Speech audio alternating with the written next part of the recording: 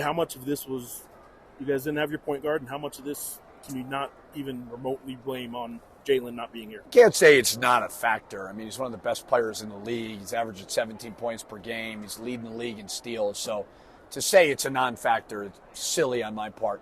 KJ was sick. He missed practice yesterday. He obviously wasn't great today because he's been under the weather. So just kind of got hit with some bad luck at the wrong time. Couple that with some really bad defense. And you're just not going to find a way to win. So it's unfortunate with Jalen. We thought he might be able to go. He tried to give it a go during shoot around. He just wasn't feeling right. So we weren't ourselves. You don't want to make an excuse, but certainly that is a factor. But the guys on the court, as well as the coaches, need to do a better job for sure than what we showed. When did he hurt himself? Last game, at the end of last game. It was in the game. Okay, so we just walked through some stuff. Then he tried to practice, wasn't looking good. Tried to go there and shoot around and really struggled. I guess at this point there's no way to know for sure. But like, what's your thought on Tuesday? I guess if you thought he could go today, but there was a chance, you'd think the same. There's a chance. I don't think he's a tough kid. So we've never really had any issues with it. So I have no idea about Tuesday. Just get back home, get some rehab, and see. All right. Well, back to this game then. The defense you mentioned, like it wasn't there. It was the second half of what they did in the pit. They did, and they hit a lot of tough shots too. It wasn't. There was a lot of times I felt that you guys weren't defending well, but even when you were defending well, they also happened to hit shots, and you guys left yourself no wiggle room at all. No, and then we cut it to about 12, I think it was, and then Donovan got those fouls, and we had a little bit of momentum. But yeah, I mean, we just let them do whatever they want, and they weren't as uncomfortable as they needed to be. Is that an emotional Nevada game, still a little bit of a hangover? I don't know, but we got to get over it, and we got to get back home and see if we can go get Wyoming. Was there a perfect storm kind of here with an injured player, a sick player? They played well against you guys last time, but plus the Nevada thing, like how much of all that just factored in? Did you see this coming? Well, I didn't know House wouldn't play, Okay. so we kind of made that call after shoot around. So that's a factor. But like I said, like when I told my wife that he wasn't playing, she was like, well, are you worried? I said, Jill, I try to control what I can control. And what I could control and what we could control on the court, we got to be better. So could we have been better with House? Of course we could have. But we still need to be much better than that. All right. This is 3 out of 4 now. Three out of 4 losses is 6 out of 11 losses. Part of that's because you guys started in 14 in a row and all that kind of stuff. But you guys still have a good overall record, but it hasn't been good of late. Is there something you can pinpoint on all that? Is it a bit of an emotional toll, a physical toll? I don't think so. I mean, I thought we could have beat Nevada Both twice. So I don't, is it emotional when you lose at the buzzer like that? Of course it is. But I never try to make it about a sequence of games. We won 14 in a row. I never thought we'd have won 14 in a row. You come back and you get in the conference a little bit, it's not as easy. Today, obviously, was a perfect storm with some bad luck with some injuries and sickness. But, again, we got to do better. So I think when you just take a step back and look at the totality of it all, it's still been pretty darn good. We just got to find a way to bounce back. It'd be silly for me not to ask at least about Mash goes for 32. He didn't seem to get a whole lot of help, though.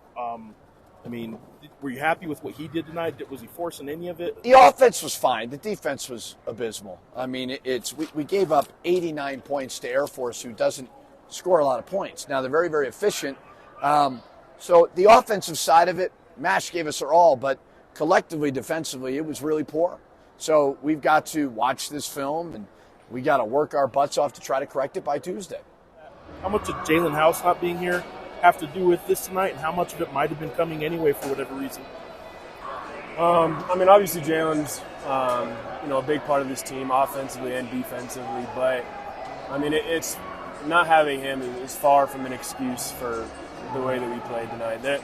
No one player could have fixed what happened tonight. So what was it then? What happened tonight? I mean, we got exposed. I mean, plain and simple. I'm far from being excluded, you know. Like, I mean, people talk about my defense sometimes. Like, I was not there today, you know, 4 cheap fouls off just being lazy and out of position. I mean, it was bad. I mean, obviously, I gave up my fair share of back cuts. I missed box outs. I mean, it was just, as a team, individually, I mean, we weren't here today. You guys tired, physically or mentally? You guys had the hellacious start to the season with 19 wins, or you have 19 wins now, but 14-0. Like, are there things that are taking a toll on this team that aren't spoken about, maybe, like either mentally or physically? I mean, obviously, part of the season is trying to keep everybody as healthy as possibly, you know, mentally and physically. It's almost as important as, you know, the X's and O's of it, if not more. Because, you know, you can be as good as you want at whatever, but, you know, if you can't physically or mentally execute or, you know, perform the way you need to perform, it doesn't matter. And, you know, the coaches, obviously, you know, we played them one time already. You know, the coaches gave us, you know, they told us exactly what's going to happen. You know, they're going to swing the ball, they're going to back cut, it was just a lack of execution on our part. All right, if you guys knew the answer already, you guys would have done it, but, like, what's got to change? What's next? What do you guys got to do? We have to form a defensive identity. I mean, Coach talks on it a lot. I mean, like, we have to take pride in our defense, and, you know, we can't rely on just, like, outscoring teams.